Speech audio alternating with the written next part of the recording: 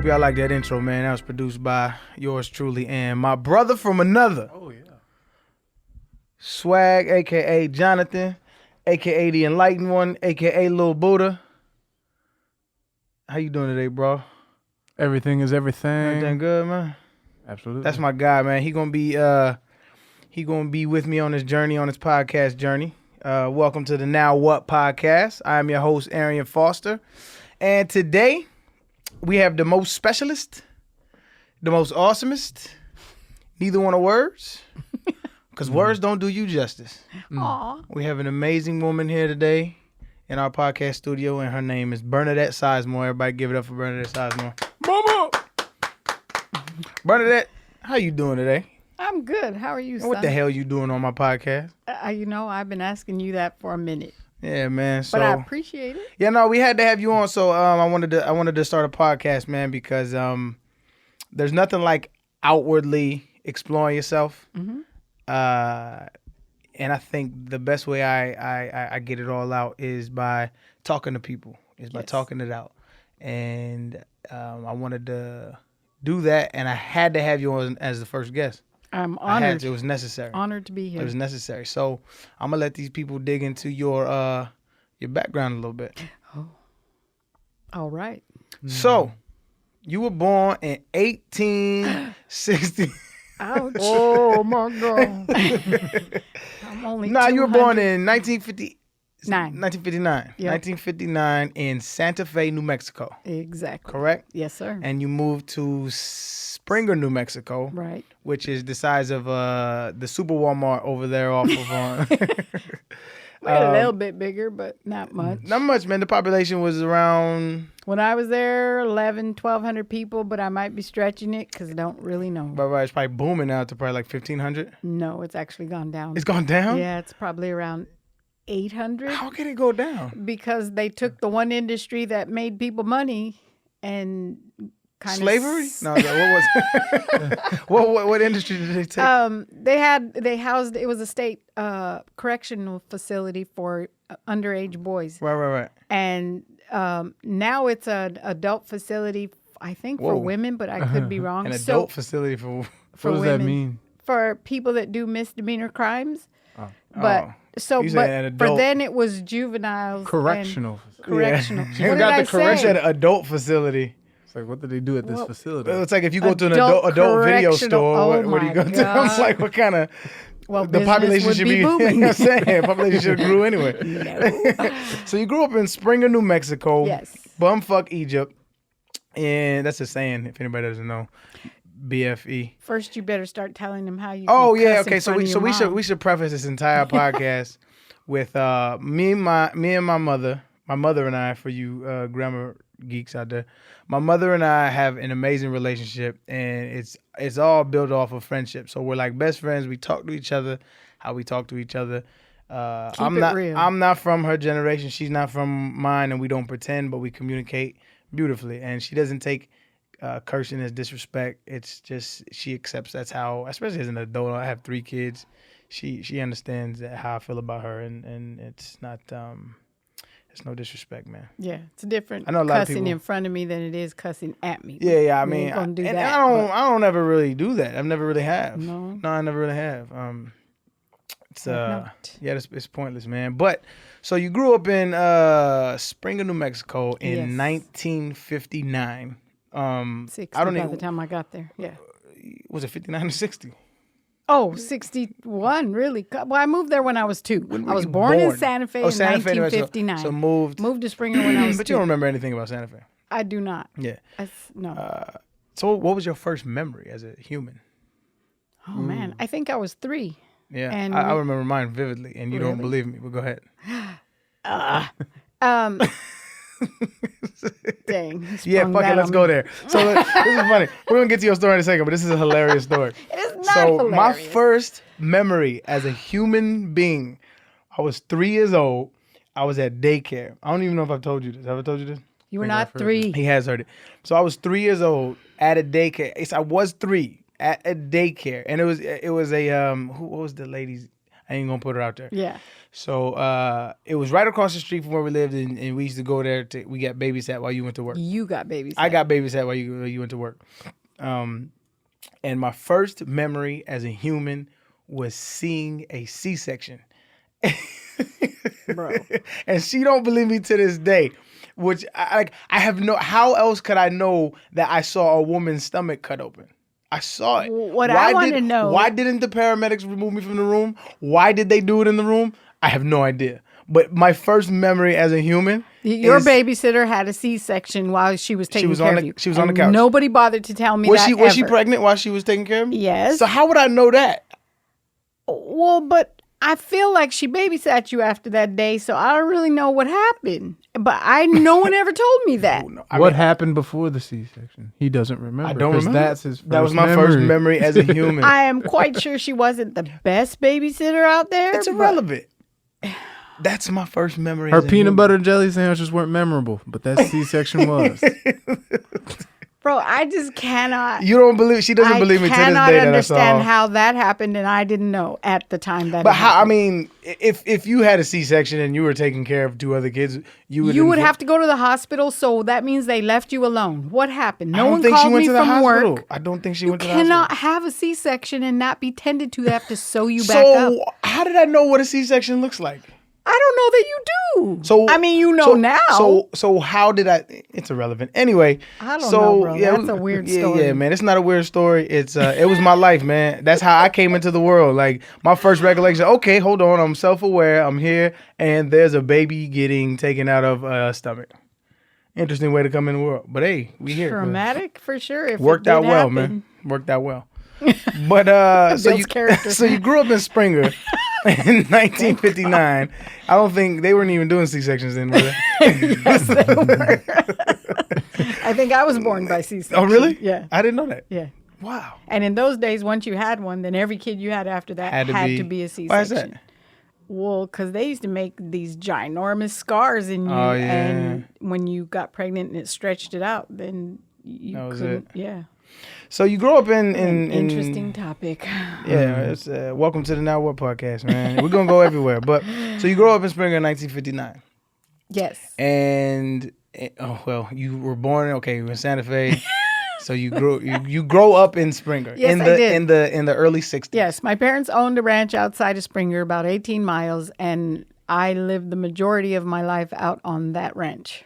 So you were a rancher girl. I was a country girl. What kind of chores would you have? Because I used to have to change the TV dial and fix the antennas. That was your chore? And no, I didn't. No, it was just part of my responsibilities. Yeah.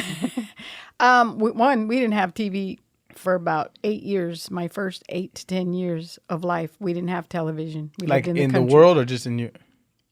Bro. Okay, I'm done. Okay, that was the last one. That's the last one. All right, I'm done. We did not have television. They didn't have cable and they didn't have satellite then. And so you just you could do an antenna, but there was no point signal, in that. Yeah. So we didn't have TV.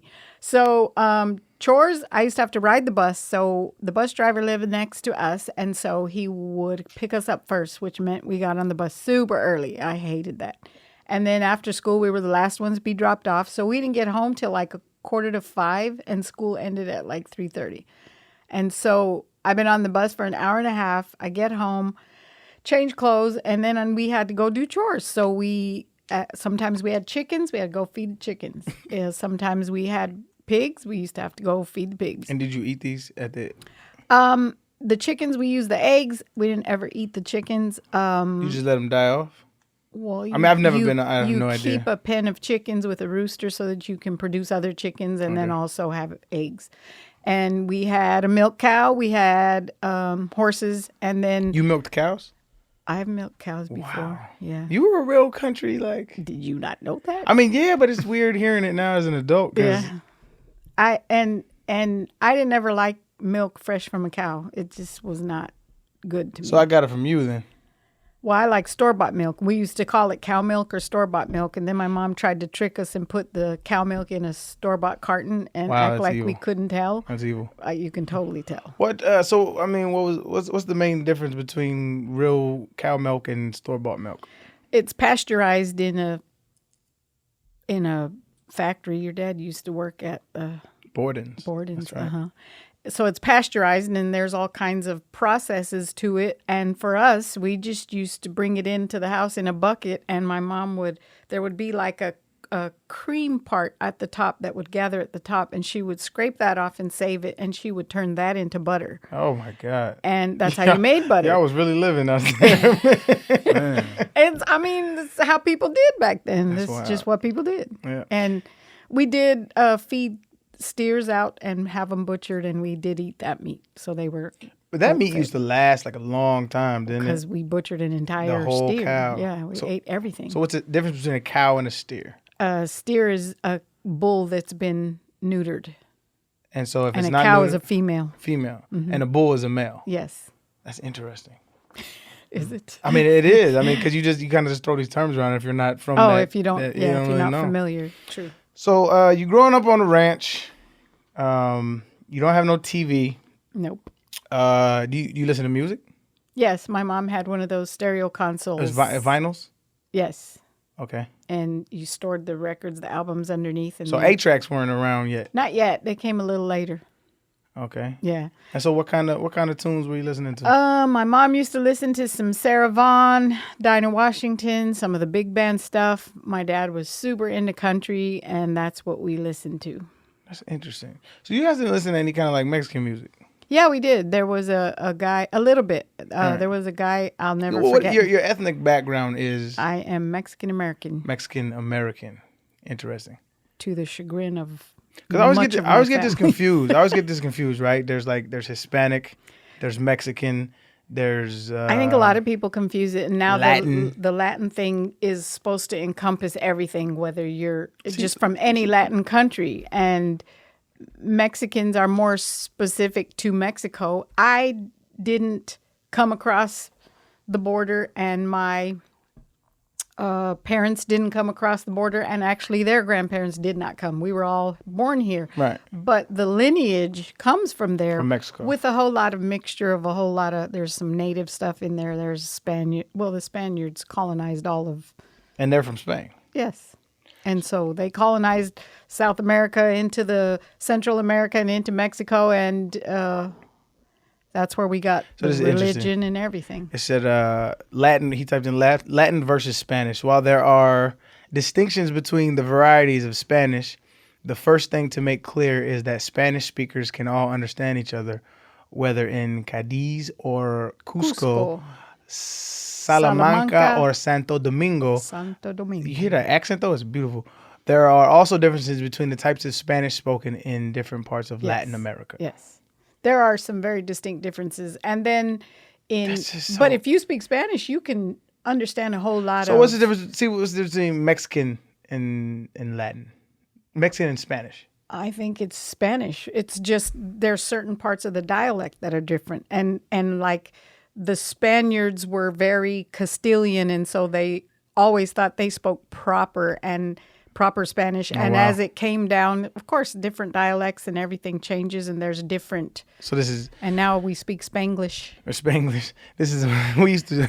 But I should point out, Speak a little because this Spanish. is only fair, I don't really speak Spanish. And it's because our parents never taught us to speak Spanish. And there's reasons for that. My mom, when she started school, couldn't speak any English. She was strictly Spanish. So Really? her family and my dad's too were very fluent in Spanish. But when they started school, they were not allowed to speak Spanish in school and would get in trouble, in fact, if Really? they spoke Spanish. So is that why? Punished if Is that you did it. That's why. Okay. That's that why they didn't teach you guys. That's why they didn't teach us, I think, because they intended for us to be more acceptable out in the world. I don't know. But And the world you lived in was kind of secluded. of course. That was a mistake. Of course. That was a But, mistake. we make, as parents, we do a lot of those. So when my parents were speaking Spanish, it's usually because they didn't want us to know what they were talking about. Oh. And then my great-grandmother, my dad's grandma, the only thing I ever learned to say in Spanish from her was she would always tell me what a disgrace I was in Spanish. That's Que desgraciada.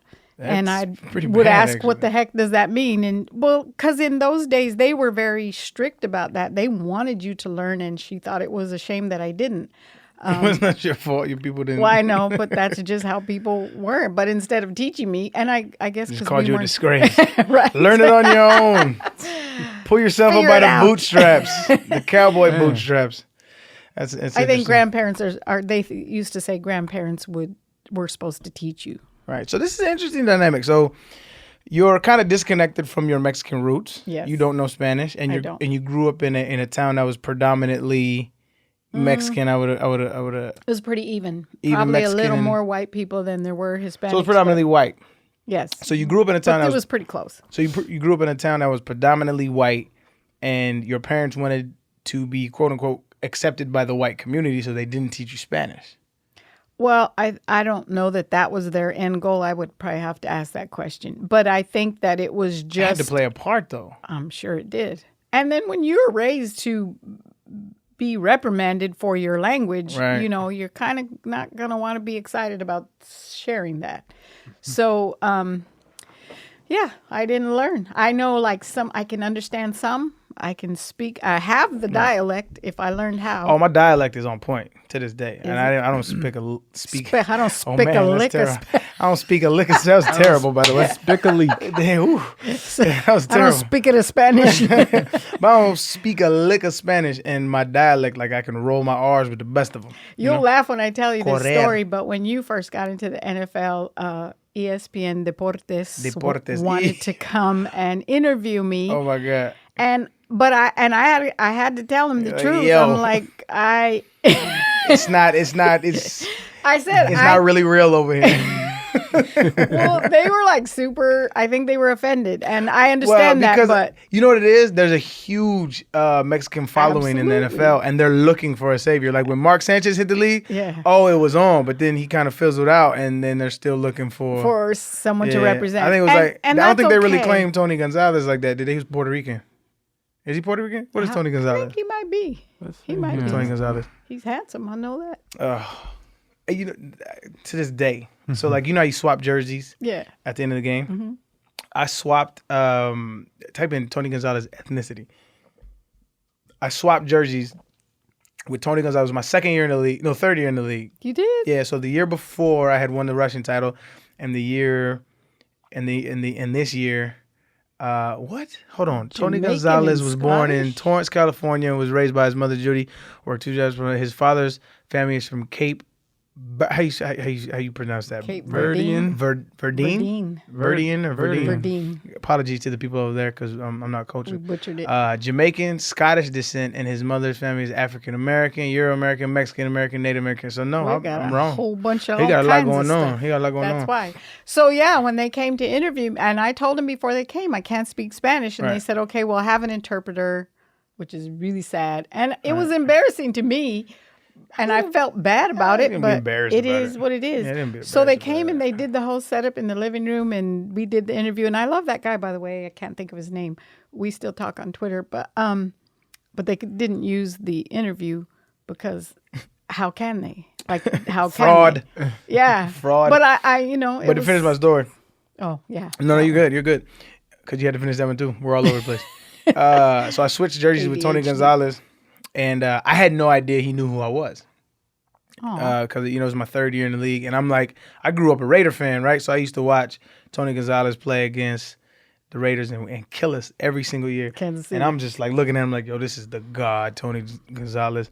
And so I go up to him before the game. He's warming up. I say, hey, Mr. Gonzalez. I even called him Mr. Gonzalez. Mr. Gonzalez. Called him Mr. Gonzalez. I said, hey, Mr. Gonzalez, man. He's like, my name is Arian Foster. He's like, yeah, nah, man, what's up? I was like, oh, shit, he knows me.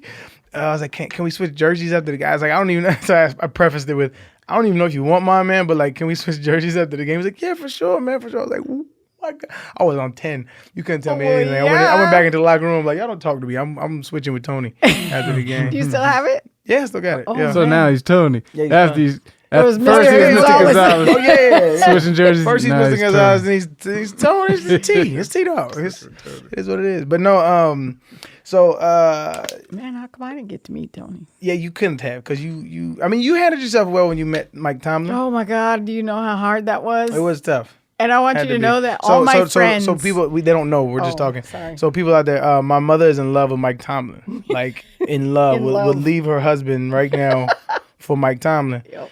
We're married guy. He knows. He's a woman- He knows. woman- By the way, my husband knows that I would. Yeah, leave him yeah. for I think you guys have a rule, right? You guys have you have two Yes. people. Is it We two? can never cheat on each other. However, if he ever has a chance with Halle Berry, Right. and I ever had a chance, well, I had two. I had You had two? I had two. Jesus, mother. The Rock and You, Mike Tomlin. Yeah, you will never be able to meet The Rock. I'm sorry. Well, no, I sorry. totally embarrassed myself. See if you can pull that up. The Arian Foster video, Rock to the mom, to the Rock. Arian Foster If video, you The use Rock. Arian's mom Yeah, and Arian's- The Rock. Arian's it's mother. so Yeah, embarrassing. there it is, right there. Yes. The first article. So we were on the set filming Baywatch. the Baywatch movie, and there's no way I just couldn't not get. She's in love with The Rock. She always talks about The Rock. How come I haven't met The Rock? Yada yada yada. And so I got him. I finally got him to. Totally fangirling. I got him to do my a God. video to her, and here it is. Let's see if we Did we can, get see if we into can it? play it real quick. So, scroll up a little bit. So embarrassing. Scroll up a little bit. Scroll up. You're Bro, going down. It was on the news in Albuquerque. It was funny. It was embarrassing. See if you can type that first one right there. I'm trying to see That link right there. See that blue link? Oh, see, I don't have social media. I don't know Yeah. what- See, I'm not swag's familiar off the Oh, radar, how- man. How it looks. How does a Swag is off the 58-year-old radar. woman have Twitter? My and man you is don't? off the radar. He don't have no social media. He If just you he lives follow his that life. link, it's not going to go because you wiped all your Instagrams clean. I did, huh? So you have to do like YouTube. Yeah, I don't think we have it. It'll be I don't think we have it. All you got to do is just YouTube it. It's there. Trust me, it's embarrassing. It's on YouTube. Or just Google videos. I've done that before because I had to show it to Oh, a gee. couple Oh, of there it is, people. right there. Boom. Top. Bottom. Right there. Bam. Second one.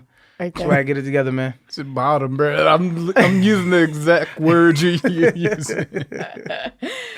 Meanwhile, Yeah, no, it's not on there. It's not on there. I Just deleted Google. all my pictures. Internet it's all good. saved It don't y'all. matter. Yeah, it don't matter. It did because I've got. Yeah, so she's about to humiliated by fangirl that. again anyway. So so anyway, man.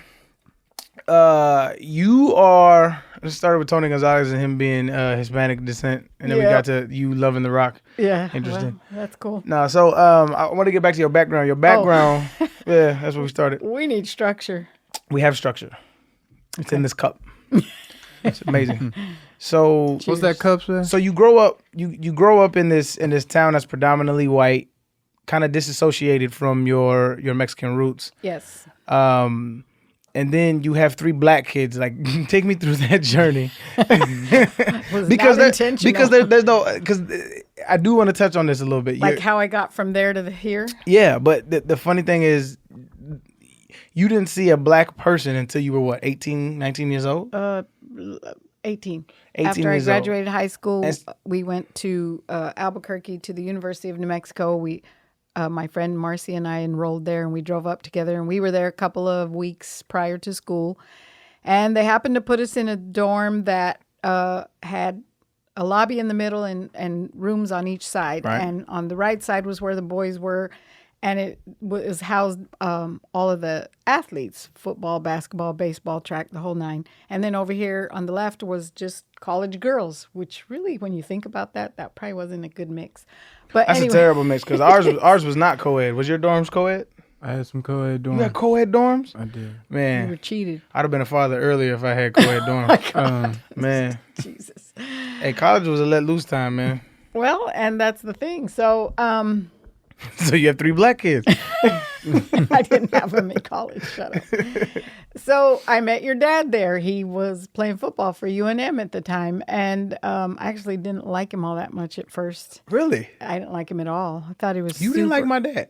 Not then. I appreciate you coming around, man. I wouldn't be here if you didn't come around, man. No, he Jesus, was so why did you like him? flamboyant and loud. My dad was and- flamboyant. and swag loud Time out. and Saved you. obnoxious. Time out. Look bro. up the word flamboyant.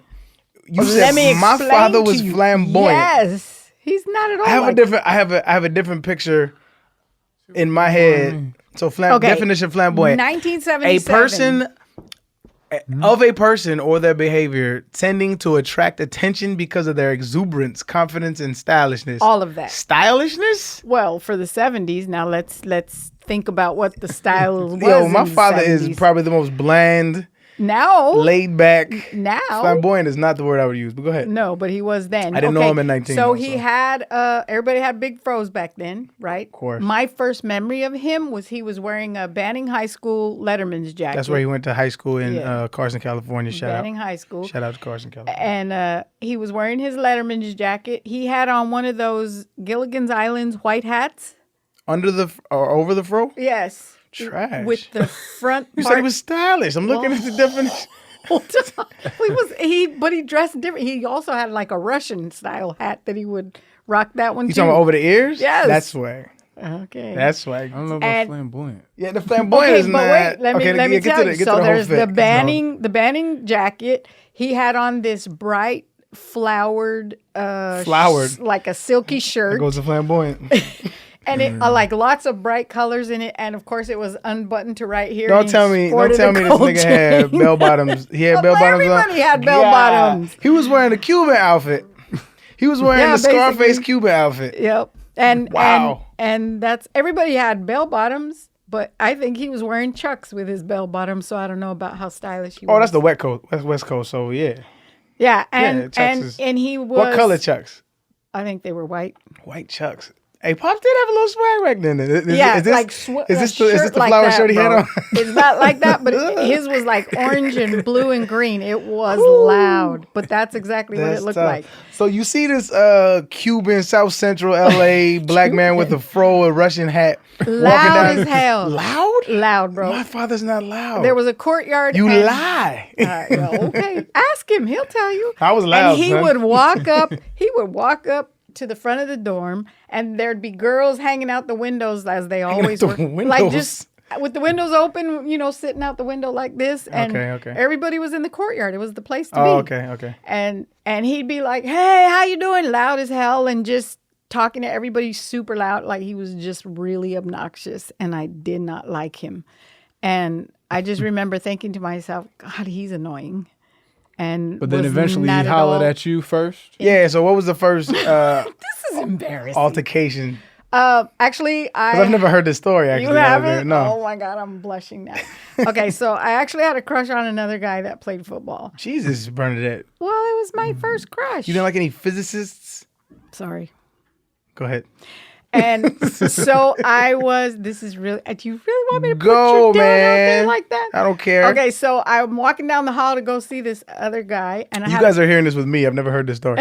and I had to pass his room My dad's room. to get to the other guy's room, and his door was open, and of course his music was loud as. What was he listening to? He had good taste in music. He was a confunction guy. He was LTD. I'd have been friends with my pops. He sounded like a cool ass. And Earth, Wind, and Fire. Oh, yeah, we definitely got along. Totally what you know of him in that regard. Right. And he stopped me when I went by, and he said something like, "I don't know why you're going to visit him. You should be coming in here to see me." It's Mr. Stereo Girl. Hey. Wow. Pop sliding in He did DMs. what he did. I was sliding in the DMs. He said, I'm just saying you can do better. That's what my pop said. My pop said you with a Drake line back in the day. Before Drake was That's Drake. what's up. All right, go ahead. I'm so embarrassed. Oh my God. So it took a little while, and then we ended up being friends. And you know what was really weird about us is that they would have house parties all the time back in those days, which was really cool, by the way. And so he had a car. I didn't at first. So he'd say, you going to the party? And I'd say, well, yeah, I think so. And he said, well, I'll pick you up. He said, I'll have the car out front. Let's go. And so we would go to the party, and then we would split up at the party, and I'd hang out with whoever, and he'd hang out with whoever. And then when the party was done, we'd meet up, and he'd take me back. It was like platonic dates. Just we the did that homie. for a long time. And then we used to run together and play ball together, and then it just kind of went from there. And after a while, it was just like, hold on. I kind of like this cat. So it's funny, man. A lot in common. So you didn't see a black person until you were 18 years old. Mm-hmm. All the flamboyant flower shirts and bell bottoms intrigued you. You started hanging out with them. Now, I take it this didn't go well with your family, because I know the family history. We haven't really dug into the family history. What was the preface of you going to college about black people? Because it was addressed before you got there, right? It wasn't addressed before I got there. It got addressed when I was there, because I would call my mom every day and I was required to check in, which is probably why I make you do that too. And Yeah, I stopped that shit. whatever. And so I told my mom, just as a matter of conversation, that, there's a lot of black guys there. And she said, well, just be careful. Stay away from them. Wow. Stay away from them. Well, it's the usual fear of the unknown thing, I guess, which is kind of relevant to today's society. Fear of the unknown. Yeah, fear of the unknown. So, what was the transition like, or I don't know, the revelation to your family of like, when did you reveal like, yo, I'm either dating a black man or I got my feet in the water. I didn't say anything at first. And Mom, once you go black, you know what they say. I didn't say anything at first because I knew better than to bring it up. I was aware of the feelings. And so I didn't say anything. And then it wasn't really until your dad and I started getting a little serious that I just started to say. And they weren't happy at all. Not happy at all. Right.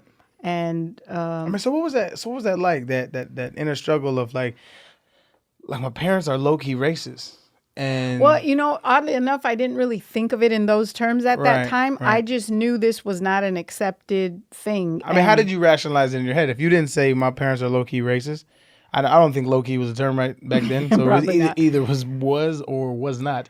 So how did you rationalize it in your head with your parents being racist? I didn't rationalize it like that. What I did was I said to myself, like, what I'm hearing about black people is not what I'm experiencing, because I actually was,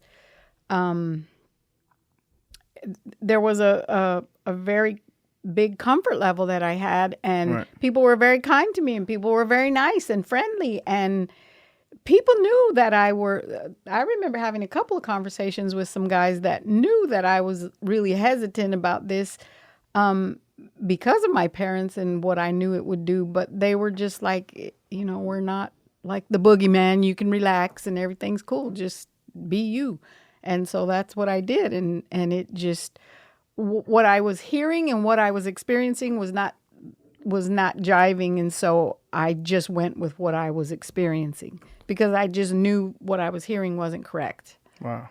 So in that position, did you ever feel like you were responsible to like bridge the gap, since you're like they're not that bad, and then to shed some light? To my parents, with her parent, my parents, yeah, I tried that, but I was met with some really fierce resistance. Like what? Like explain the situation. We're like, listen, like I have touched a black man.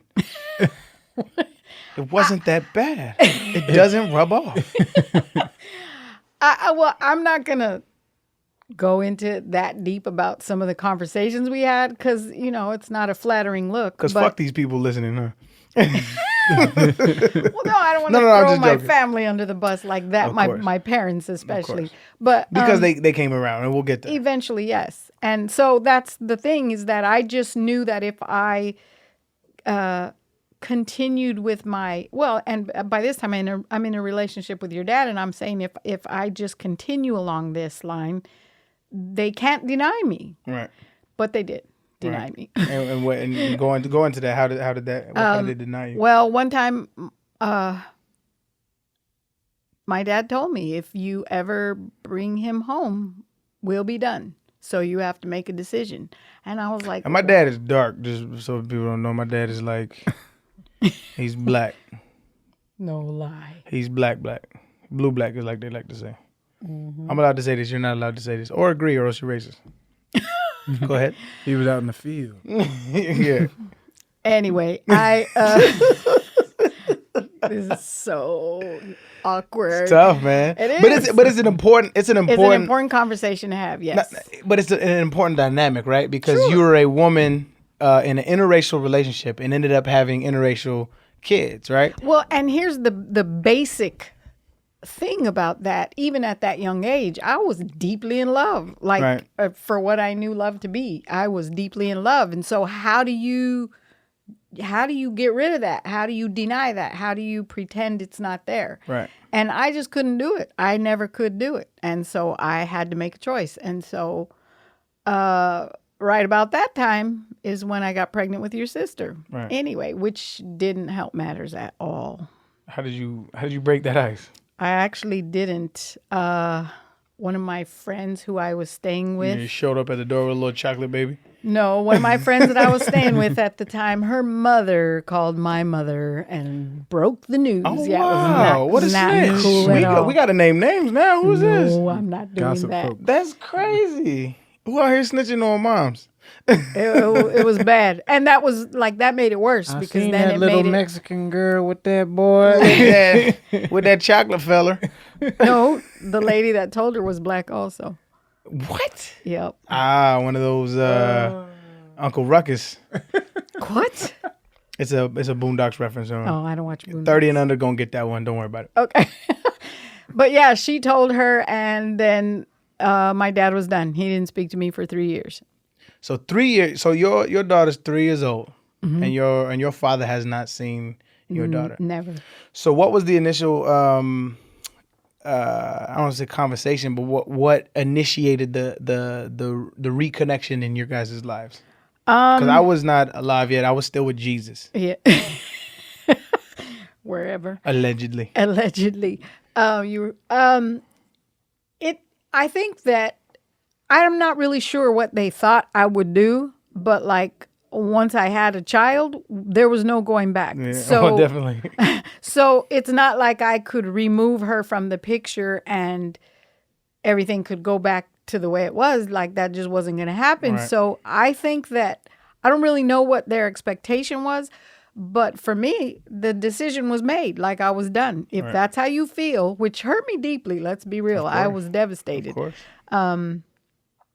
But if that's how you feel, I had no choice but to Because back just in those go days, with it. Christina was born in 82. So back in those days, interracial relationships were probably starting to become on the rise. A thing, yeah.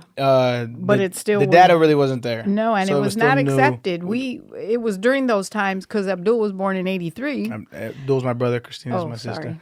Sorry. And we had several physical confrontations with people, just random strangers, because of that. Oh, one of my favorite stories of all time. All right, so we have to tell this story to the people. So you guys are at the fair. I've heard, you know how you hear these war stories about people and they get exaggerated over time? I'm sure this has gotten exaggerated. I don't think so. You don't think so? Because you I were don't there, think right? so, So yes. firsthand experience. So you were there. So my dad is a badass, right? He's a fucking ninja. He was a badass. Right. So this story, Mellowed out a lot. I've heard this story about my father since I was a kid, and it's like every time I see him, I look like that's my fuck with my pops if you want to.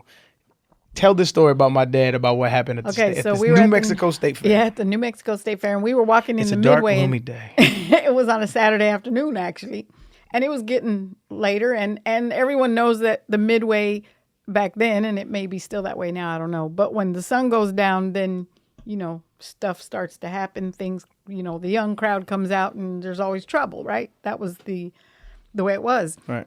So I'm 9 months pregnant with Abdul. Like this was in September. Abdul's my brother.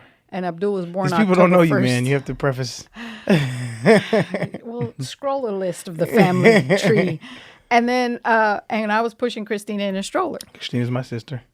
Jeez, I thought we established this. Anyway. People's retention skills aren't as good. And it's crowded in the midway, and we're like walking through the crowds, snaking through the crowds, and your dad is walking with me, sort of behind me. And then these three guys came up, and you could just tell they were looking for something. Like you could just tell. And so they bumped your dad's shoulder, and he apologized. He's like, "Hey, sorry, man." And they started talking shit to him, and he apologized again. Like he's all, "I'm here with my family. I'm not trying to start no stuff. We're just, family outing." And they're like, "No, fuck that." And they start talking, jawing back and forth. And he's like, "Look, I'm not going to start anything. I'm not going to do anything. I'm with my family. My wife is pregnant, blah, blah, blah." And here we go. And they just wouldn't let it go. So one of the guys, and what was worrying me was that, and as the voice is elevated, the crowd starts to form in this nice little circle around us. Right. Yeah. Right. And I'm like looking around. I'm pregnant. I can't do anything. I got the You kid. couldn't do anything if you weren't pregnant. Little chihuahua. And but I'm like looking for a rock to throw because I can throw. And there's like nothing. It's pavement. I start. Don't recommend that if you're in that situation. Whatever. I was concerned about your dad because these three guys were like circling him. Like they stopped paying attention to us and it just all became him. And so Which was a better thing. probably, but for us, not for them. And so I'm like looking to the crowd. I'm like, is somebody going to help? And of course, everybody just stares at me like, no, eating popcorn. Now, I'm and going to shit. watch, though. Right. And so this one of the guys, he pops your dad in the jaw. And your dad is like, man, I told you not, like he's getting irritated. I told you to stop. I'm not going to do this. And the guy hit him again. And then, I don't know, your dad, his eyes glazed over and he had like a exorcist voice that came out and all he said was, I told you not to fuck with me. And it just started and they started fighting and your dad cleaned all three of them up, like left them all on the ground. And then like there was even maybe a karate move in there somewhere. It was just kind of wild. That's where the story starts getting exaggerated. All of a sudden, my dad is kung fu belt. I know he from South Central, but he don't know kung fu, that's man. how I remember it. But anyway, so then the crowd is there and nobody's doing anything, and then all of a sudden, so then the cops come now that it's all over, and they see all the guys on the ground. He's beginning to believe. So they handcuff your dad, and I'm like trying to explain to them what happened, and they're not same thing here. in the 80s, Loke. All the time. And it was this old white man that came out of the crowd and he told officers, I've been here the whole time. I watched everything that went happen. This man tried to walk away 3-4 times. He even let them hit him twice. And once he told them the story, they uncuffed him and they took the other 3 guys in the ambulance. Out to Philip. Whatever. His name had to be like Philip. He was like an older, bearded, hippie type white guy. But yeah, I don't know who he was, and I never saw him again. Thaxton. Probably Thaxton. Shout out to Thaxton. Anyway. Yeah. No, man, it's crazy hearing your stories, those stories like of your parents, because when you're little, your parents are superheroes, but then you grow up and you realize you guys are just human. But to still think that he had those superhero moments is amazing. It was pretty amazing. He was really upset by it though, because he didn't want to be pushed to that level and to hurt anyone, and we never knew how badly they were hurt because we left. It's probably what was it Mexican cats? Yeah, I think so. Mexican. Mm-hmm. It's probably one in his rocking chair right now, like I can't wait till when I run into him again. He probably goes to the state fair at the exact same time every single year at 6 p.m. Same spot. Right. It's gonna be a guy with a pregnant lady. Right by the zipper. Well, by now she's still gonna be pregnant. It's hilarious, man. So that was one of the confrontations that we had. About that sort of thing, and there were always the racial. But you have those epithets. a lot, like as an interracial relationship. You have those kind of run-ins. We had a guy attack us at a convenience store with a tire iron. He was in the car next to us, and your dad was in the car, and I was in the passenger, and you guys were in the back. And well, maybe it was just Christina and Abdul that was in the back. That's my brother and my sister. And I went into the store to get something, and when I came out, as I walked by, I could hear him talking, and he was like calling me the N-word lover and calling your dad an N-word, but like at first it was mumbling, but then it just like got This is louder. in Albuquerque, New Mexico. Yeah. That's wild. Over off at 12th Street. And then so your dad was like, you got a problem? And he's like, yeah, there went the epithets, and then he got out with a tire iron, started swinging it at the window and the top of the hood in the car. He was hitting the car? Yeah. Oh, no. And your dad I didn't let him get out this time. I said, but my dad got more strength than me. You hit the car. Well, yeah, and you guys I don't remember if you were there. I don't think you were born yet. I was still with Jesus. They were crying in the back seat because I was scared. I was terrified. See, that's where I would have that's where I draw the line, is when you start, like my kids are crying and you hit my car. No, you're assaulting me now. Yeah. But your dad wanted to get out, but I didn't know, like, I just was like, how far over he would that. go. Yeah. And, that guy's got a weapon. We didn't have anything. Hey, man. Pops took out 3 dudes at once. A tire ain't gonna stop him. I know, but I just didn't want no mess. So I made him get back in the car. He was not happy with me. Good on We you, fussed about that, but I was like, just get out of here. Let's Right. just go. And then I was afraid he would follow us, but no. But it's crazy though that those kind of things had to be dealt with. So you are dealing with internal stuff from your family, from your mother, your father, and then your brother. So you have 2 brothers, Yes. right? I had 3 brothers and a sister. 3 brothers and a we sister. lost 2. And you lost 2. My sister and my younger brother And they both died in car accidents 12 years apart. And so that's what kills me about all of this family tension. Yes. Is that your mother and your father had both lost 2 children. Yes. To accidents. Yes. And that was there's no I can't even imagine. I have 3 children, 1 on the way, and I couldn't imagine losing a child. Like I don't know how I could recover. Like your life is never going to be the same. Right. But to me, there could be no greater pain than to lose a child. I couldn't imagine. And they did it twice. And to have that happen, right? Right. And to have that happen, and then to have your daughter, you ostracize her out of your family, Right. because of a choice that she made that was an ignorant. It's an ignorant worldview.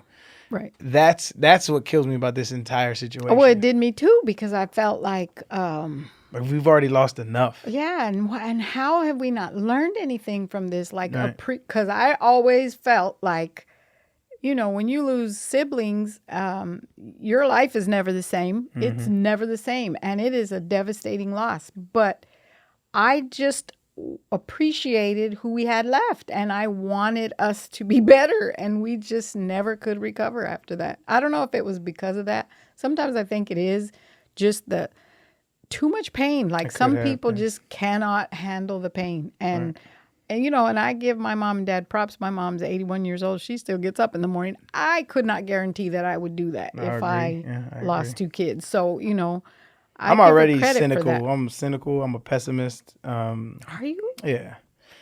I think people generally are pieces of shit, and the world brings them along to be not pieces of shit. But the majority of people don't ever get to that point where they're not pieces of shit. That's just how I feel. Really? And I feel like I think when we're born into this earth, we're here. As soon as we come back from Jesus. We're here to either teach somebody something or learn something from someone else. Everyone we encounter, that's how I feel. And so, and your job is to figure out whether you're teaching or learning. And that's the tricky part. That's deep. That's super is. deep. I feel like you... Or have a good balance of both. Give me a little insight on that, Swag, because you have a great outlook on life that we don't necessarily agree, like, theologically on things, but you definitely changed my mind on how to view the world. Like, you make me more optimistic than I would be if you weren't alive. Right. Nice. You said right. Because you're just talking about how pessimistic It's a lot of you pressure. are, Right.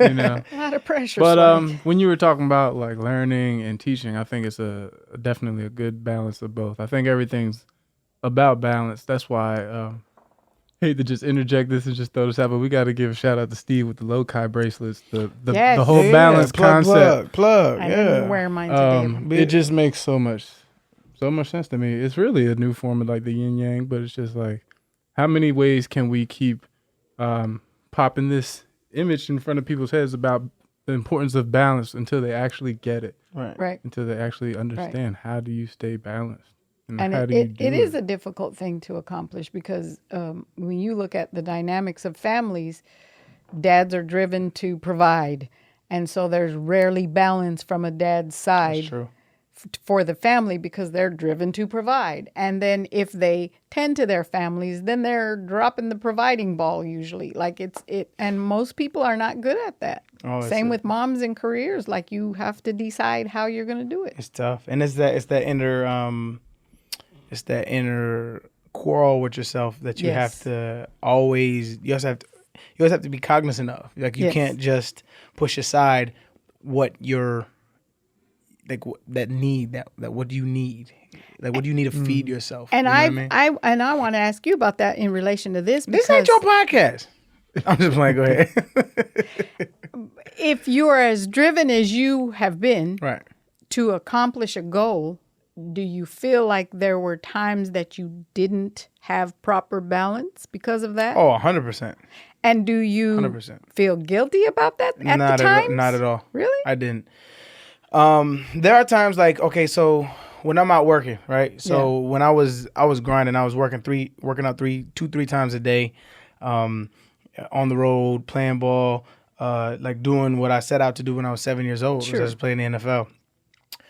You miss a lot of family time. You miss a lot of time with your significant other. You miss a lot of time with your children. And your mom. This is not about you. No, I'm on the podcast. Thought it was. That was an Incredibles reference, but people, my Pixar people will get that. But what I'm saying is, you have to rationalize your goal of what you wanted to be as a child, right? It was separate from anything you built along the way. And granted, like, you have to take your children seriously. You have to take, if you're in a relationship, you have to take that seriously. But this was a goal you had when you were 7 years old. Before you knew anything, you saw a C-section, then you knew you wanted to be an NFL football player, right? But like that's how serious it is, though. Like, it's jokes, but like, I didn't see much as a child other than what I wanted to be when I grew up, right? Yeah. So everything else took a back seat. Everything else. And there was nothing that was going to get in my way of that. I never felt guilty because, especially when you're talking about fatherhood. When you're talking about fatherhood, you're talking about that balance, right? Mm-hmm. Would you rather be broke? And because this is the world we live in today, Sure. you can't just be around your kids all day. That you have to provide for them. Mm-hmm. Would you rather be broke and there making them peanut butter and jelly sandwiches every day, or not as around, but not only do you give them the avenues that you never even thought possible, the opportunities you never thought possible, you also give them inspiration because, man, look at my dad. Look what my dad is doing. I go back when they're 18 and they really understand. They're 19 years old. I really understand. Like, let me show you where I come from. I come from Section 8 housing. I come from food stamps. I come from this area that like nobody makes it out of. This small percentage makes it out of. I show them where I come from. Show them what I did. Show them where I'm going. I show them what I'm still trying to do. Then you instill into them that inspiration. And granted, people are people, and some kids are gonna look at their situations and be like, my dad made it, so I'm chilling, right? But some kids are gonna say, that inspires me, and I want to be a part of that. Right. Well, some of that's your job to feed that. That's what I'm saying. So how else do you do that? But by lead by example. Do you slip and fall along the way? Of course, man. We're all human. But that was always my goal. My goal was always to set out a goal and finish it, and that's what I try to teach my kids is to finish it. Whatever you do, finish it, because people are flighty, man. People, it's just people are. Well, and I think the way you thought as a kid is, to me, kind of unusual, because I think back to how I was as a 6 or 7 year old. I wasn't thinking about none of that. You're milking cows, chasing, running the pastures with my dog. Yeah, I just didn't have those huge aspirations, and I don't know that everybody but it's does. not. It's not right or wrong. That's just what you never. I mean. And this is not to discredit but when we grew up, we were poor. We were poor. And it was tough to deal with from a mother's standpoint. I could totally empathize with that. But as a kid, it was probably the best thing that ever happened to me, right? Because it gave me this fire that was relentless, and I saw no other way. I remember thinking as a kid, like, yeah, like everybody around me is broke, but that's not gonna be me. Like I had there was never a thought that was like, this is my lot in life. No, like these are the cards I was dealt. That never crossed my mind. And granted, that could have just been nature doing that, not nurture. It could have been nature. I think it was. It was instilled in me. I mean, it was planted in me as whatever was the gods or whatever the case may be. It was just in me not to all that time with Jesus. He was telling you all that time with Jesus. It was prepping me. Filling your cup. but as a kid, I always knew, right? And when we were growing up, we didn't have the resources that I have now. And your fight was different than our fight. Sure. Than my fight. Yeah. My fight now is trying to convince my kids that you still have to fight. Right. And to me, that's tougher than your guys' job. It is kind of hard because they're raised with the, I don't even know. Entitlement. It's entitlement. Expectation that this is, well, why can't I have it? I have, It's entitlement. I remember one time vividly. I'm going to give you 2 stories and don't cry, but they were real stories, man. One time we were winding down for bed and we hadn't had dinner yet, and we were it was tough. We hadn't had dinner yet, and I was like 7, 8 years old, and I remember you coming to us and was like, "Yo, mom, like, what's for dinner?" And you went to us like, "Just go to bed." And it broke. I saw it break you. I saw it break you. And that's rough. As a kid, I saw it break you, and I was like, I gotta let her know that it doesn't affect me like that, because I know there's gonna be better days. And so I just remember hugging you, saying it's okay, and then we went straight to bed. And then I don't even know if you do remember that. I do remember, but it almost made me feel worse because you were like so, and all of you were like that. It was like, it's okay, Mom, and I'm over here like completely devastated and feeling like a failure, and you guys were like, it's okay, Mom, it's okay. We're not that hungry anyway, liar. Right. Yeah, no, I know. Or were you more surprised about how much the kids understood the situation and they were like, we're in this together? Yeah. Well, people say that a lot to me about the whole time that they were growing up. And people tell me all the time, you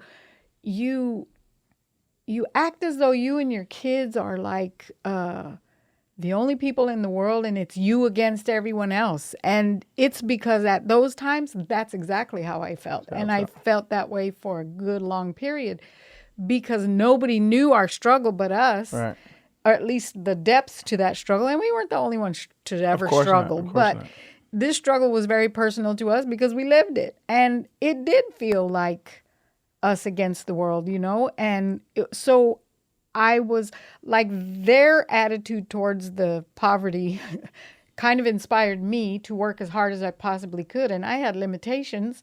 I never finished college, but I consider myself an intelligent person. So I always had good jobs. Right. And so I did the best I could. We just spread it around. And sometimes you had to rob Peter to pay Paul. And that's what we did, But I didn't want to let them down anymore, and so I was willing to do whatever, like fuck pride. I was willing to do whatever to take care of my kids, and I didn't feel like anybody else would understand that.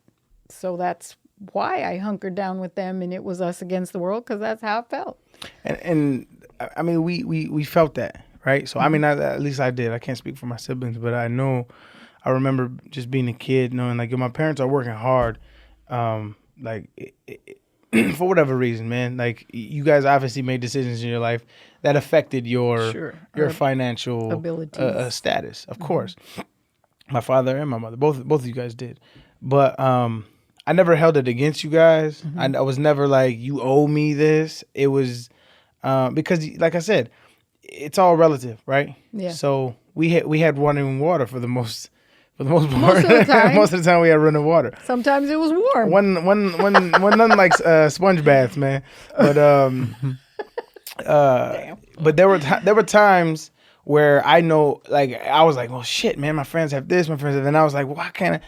And then I checked myself, because like there are people out here who have it worse. Who were worse than we were. Like they were way worse. And that's what kept me going. Like, it kept me going, and it kept me knowing times are gonna get better, like, because I can affect my future, and I was always, and it never escaped me that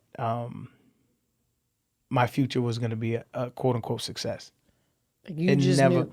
I knew, I 100% knew, but what I didn't know what my success was, right? So when you were undrafted, did you question how this was gonna go then? No. Really? Mm-mm. I knew it was going to be a harder road than I initially anticipated. Right. But there was nothing in me that thought I remember this is so funny as shit ever. So we're in the hotel, right? So we have this draft party. Oh, Party. It was like a little get together. yeah. We have this little draft get together.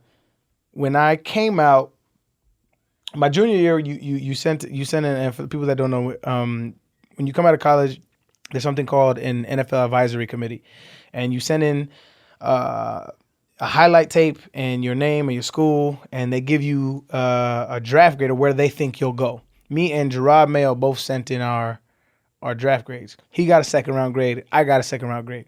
Wow. Gerard said, I'm out. He said, I'm going. And I was like, it was just, I just didn't think I was ready. I still think I can get to the first round. It was stupid little ego stuff like that. I should have left. But it worked out beautifully. So he left. He ended up going number 10. I stayed. Had a terrible. Did you regret that? Did that hurt? During the season, I hated myself for it. Because during my senior season, I didn't play that much. They stopped playing me, stopped giving me the ball. They a whole bunch of politics, a whole bunch of politics went on, man. It was awful. But all of this stuff happened. I ended up not getting drafted, and but before that, they said you will still go in from the second to the fourth round. Like that's what I'm hearing from my agent. I'm hearing that from the scouts. Like you'll still be okay. You had a bad year. I was like, second and four, I could live with that. I'm okay. It ended up the draft didn't go how I planned. Didn't get drafted at all. Got called by Seattle Seahawks in the 7th round. Draft still going on. I'm pissed by this time. I'm livid, like just on my fuck the world tip. And the Seattle Seahawks call me and they say, hey, we got 2 picks back to back in the 7th round. What do you think about being a Seattle Seahawk? And at this time, I'm so mad. I just say, yeah, that'd be cool. That's how I say it. And they're like, fuck this kid. I'm going to draft him. He's not excited. Like, fuck him, right? So they passed on me. But in the 7th round? Are you supposed to still be excited? Of course. I mean, to them, yeah. I guess. To them, yeah. I mean, if I'm a call, I'm like, why would he be happy of us calling him in the 7th round? But, like, that's how they think. They're like, oh, he's arrogant. That's just how they think. But got a bad attitude. So they passed on me, and I'm so glad they did because I'd have been locked into a 4-year contract on league minimum, and that'd have been terrible. So they passed on me, and then you start getting calls about free agents, right. And free agency, and you can pick where you want to go. Teams kind of started bid for you, really low bidding. I had one contract that was like $2,500 they offered me, and then they offered me $5,000, and then the Texans offered me $7,500, and I'm like, oh, I'm over here. That's more money than I've ever seen. So right. I'm really over here contemplating. And my agent was like, yo, listen, that money doesn't matter. Trust me, man. Like, go to the situation that best fits you. Anyway, ended up picking Houston. But during that time, I'm like, I'm still down. I didn't get drafted. And my dad comes in and he goes, well, son, there's always Canada. And I was like, you don't get the fuck out of my room right now, bro. Like with that bullshit. I was so mad at him, dog. It was funny, but like my mind frame was like, it never even went to like there's another Canadian league. It never went there. My mindset. Plan A. There was no plan B. And I was like, if I got whatever happened, like I have to do this. There was no, I just didn't know anything else. And they say ignorance is bliss. Like if I knew the hill I had to climb, like looking back now as a 31-year-old man and looking as a 21, 22-year-old kid that didn't get drafted, didn't have a shot in hell, I had no chance. And I did what I did, but it was because of how I grew up. And how I grew up was, you don't have anything. You don't have anything. So you don't have anything to lose. So make it happen. That's what I was just make it happen. Make it happen. And that was my theme throughout my entire life, whether it be pee-wee football, whether it be school, whether it be relationships. Like you don't have anything. So you make it happen. Like make them love you. And I didn't know your dad had said there's always Canada. He said that. But you know why? Is because when he didn't get drafted. I know exactly why he said it. Yeah. But tell him they offered him back. So my dad played in he played at Banning High School in Carson, California. Was super good. He actually played with Freeman McNeil, who was a Pro Bowl running back for the New York Jets. Freeman ended up going to UCLA. My dad went to the University of New Mexico, which is where he he convinced you to be with him, walking down the hallway. And he didn't get drafted. He ended up playing. I think he did a training camp in Denver, didn't he? Yes, he went to training camp. Did a training camp in Denver, and then When? What year? so 1971. In the 81. 80 1981. Okay. 81. My pops tried out for the Broncos back in the day too. Really? Really? Yeah. Back in the 70s, I Nice. believe. I didn't know that. And then he didn't get drafted either. And I don't think the free agency thing was a thing back then, or at least not to the degree that it is I now. don't think so. And then I want to say it was the Edmonton something or other, but I don't know if it was actually them. But they mailed him a contract, and it was for our standards, it was a good contract, like $80,000 a year, and they provide housing and something like It's that. anybody's standards. That's great. Well, in the 70s, it was really good. And I think he was feeling sort of kind of how you were, Right. and he told him no. And I think that might have been something he regretted. I don't know. Well, You'd of have to course. ask him. Yeah, we struggled Yeah, our whole lives. because of that. Well, not because of that, but could have changed some things. But I don't know. Of course. It was, you make decisions. But it's interesting. So we go through all of that, and you still going through your family turmoil. Because I want to make this more about you than me. So we still going through your family turmoil while you're going through all of that. Yes. So how tough is that to reconcile? Trying to make it, and your family low key probably in the background saying, "I told you so." Probably. Yeah. Did they ever tell you that to your face? No, because I just wasn't. We didn't even have them kind of conversations. It just wasn't there, and it was really hard because I felt super isolated. And by this time, I've got 2 kids and working, and we're struggling. And I'm just like, what do they say? You put your nose to the grind, and you just start trying to make it happen. That's really all I knew to do. Got kids to feed. I can't be worrying about nobody else. Right. And so when did your parents, when did they come around? I want to say, And when I say come around, I mean accept black people in their life. well, my dad came to me about, Christina was probably, Christina's my sister. she was about 5, 6 Man. maybe.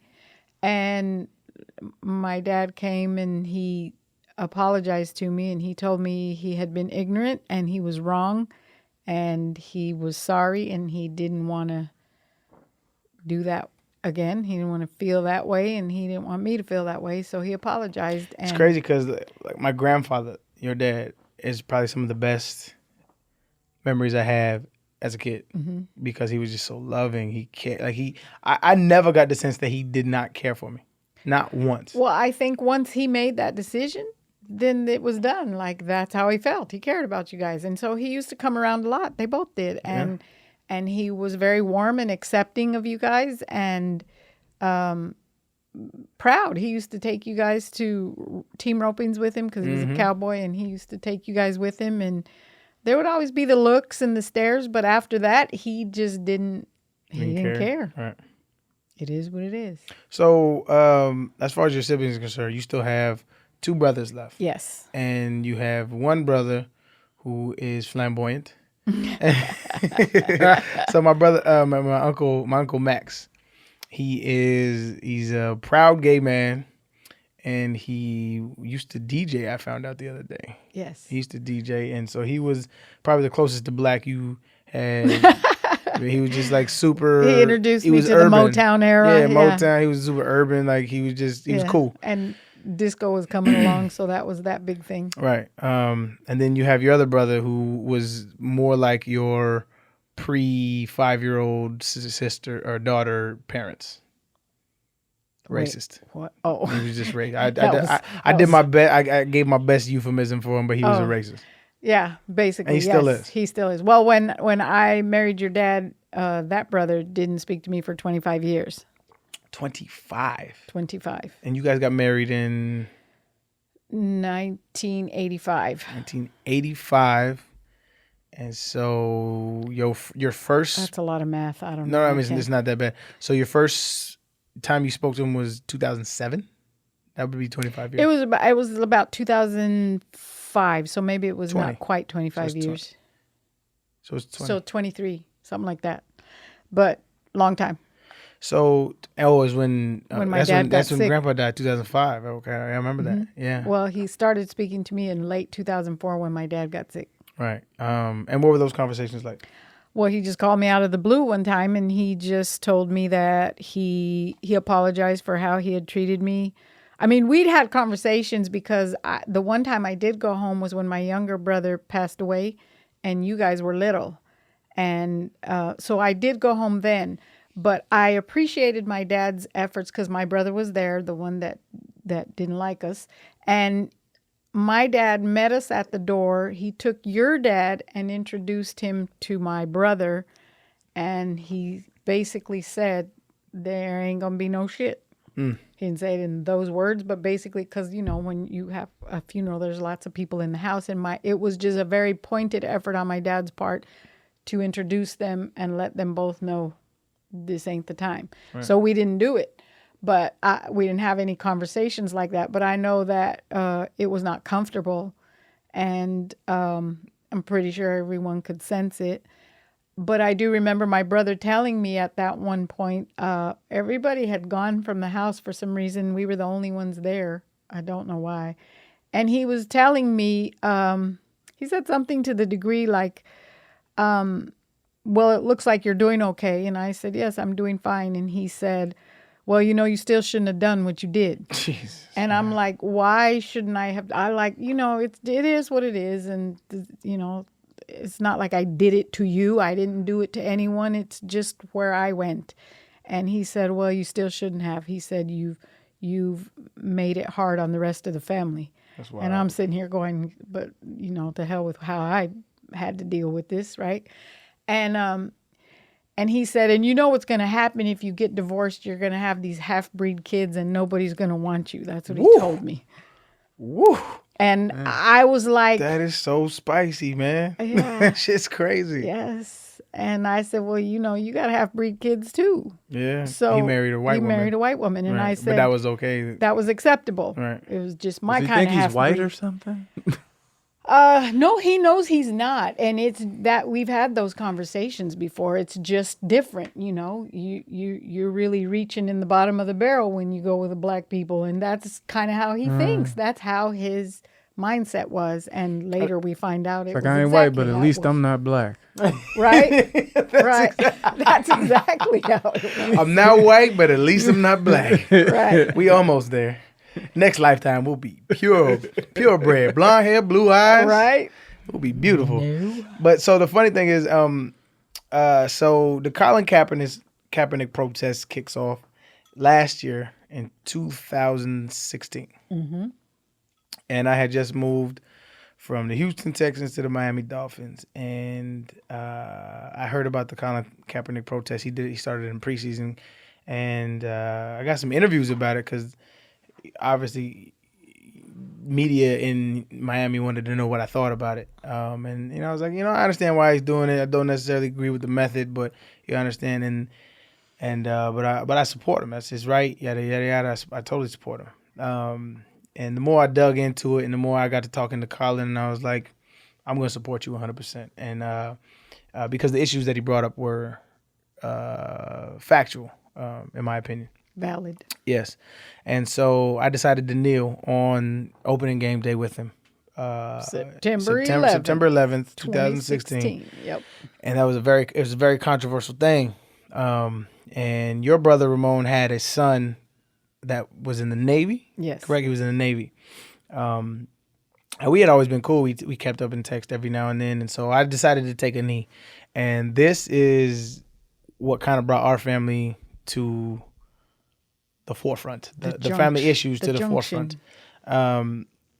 Because, I mean, your brother always had issues with you. Always had issues with me. Mm-hmm. Unbeknownst to me, though. Never conversed about him. Never conversed with him about any kind of issues we had as a family. Decided to kneel. You started getting text messages from his son. Right, my correct? nephew. Mm-hmm.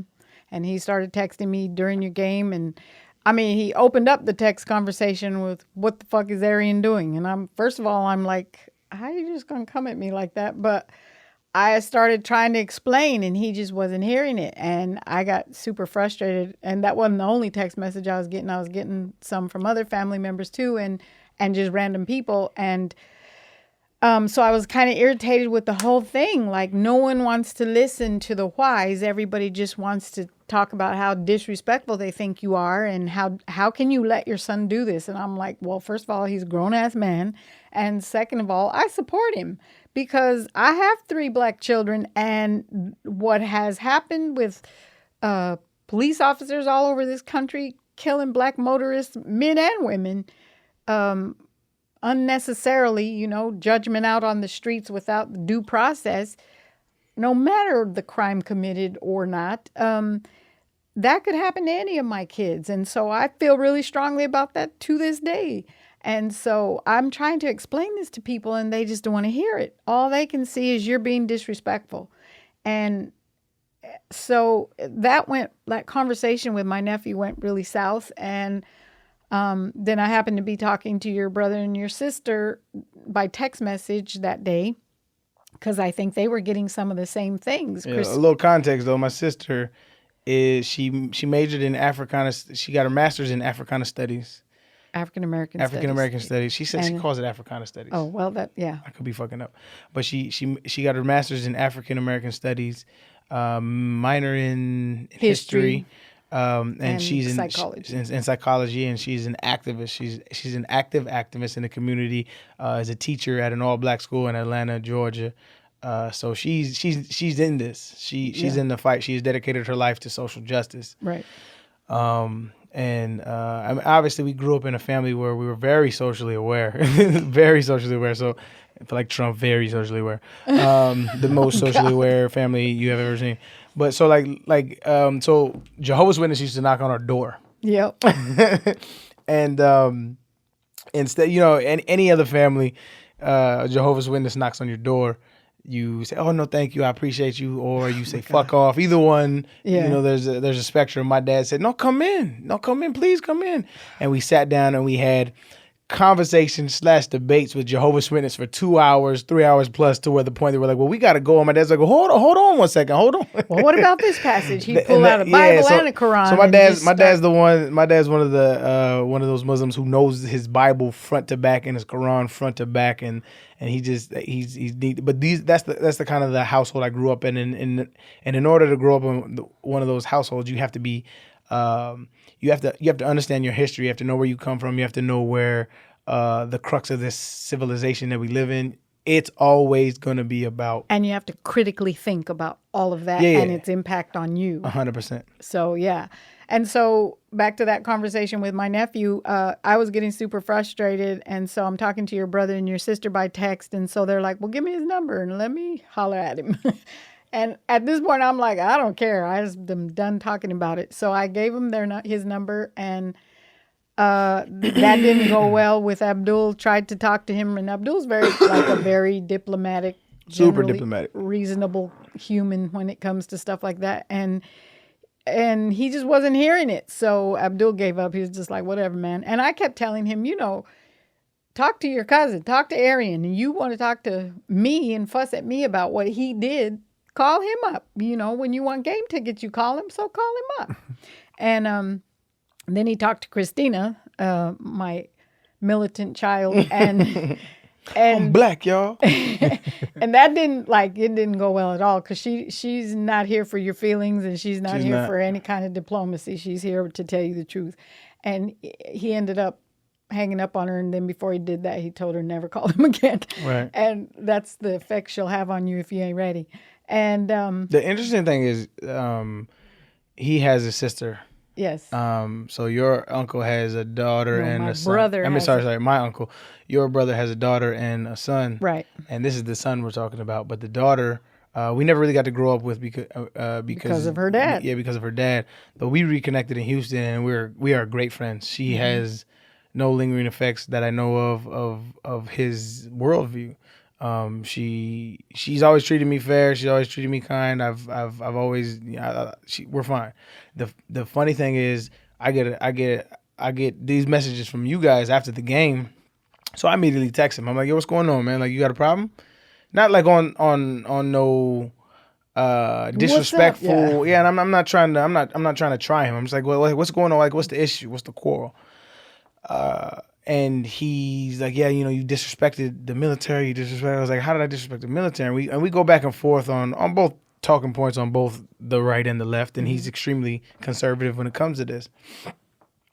And he brings up the U.S. flag code and like all of this stuff. Yeah, all of this stuff. And so I had never even read the U.S. flag code before he said anything. I was like, oh shit, there's a U.S. flag code. I didn't even know. So I read it. Before I respond, I'm like, okay, well, I feel like you interpreted this the wrong way. Yeah. Because it never says you have to as an American. And the part of the reason why you served and part of the reason why everybody serves is because we have that option. Right. The fact that we have that option is the freedom that you fought for. It's not how you feel about how I feel about America. It's irrelevant. It's irrelevant. And I don't want to get too deep into the politics of it, but he ended up saying, don't ever talk to me again. Right. And I was extremely diplomatic. I was never disrespectful. I always thanked him for his service, but I was never disrespectful. But it was, and the whole point to that was I feel like his feelings about us, his feelings about the protest they have trickled down from his father's feelings of racism. Mm-hmm.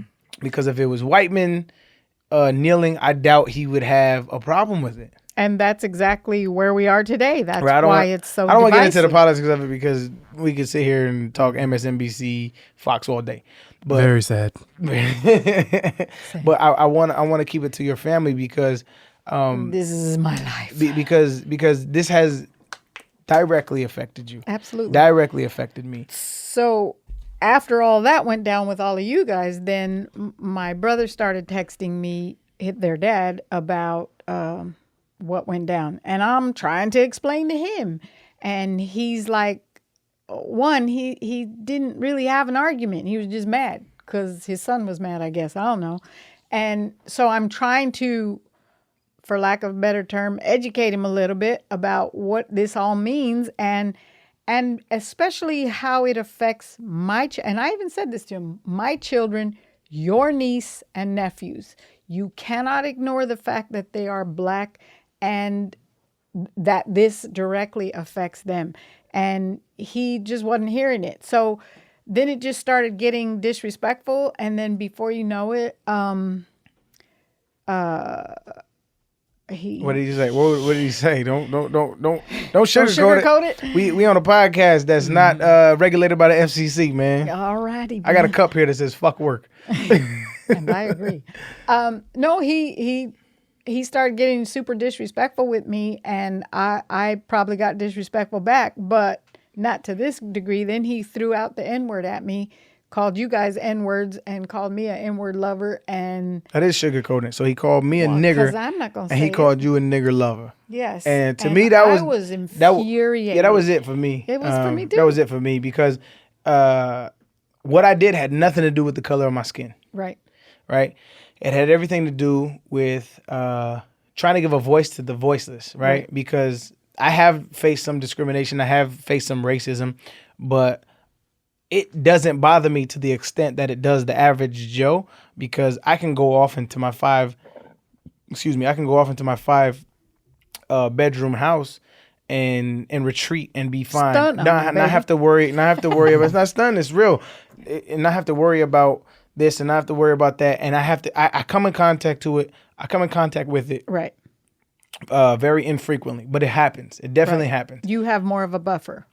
I don't have anybody to answer to. Right. Right. I have nobody, but there are people out here who fight this fight day in and day out.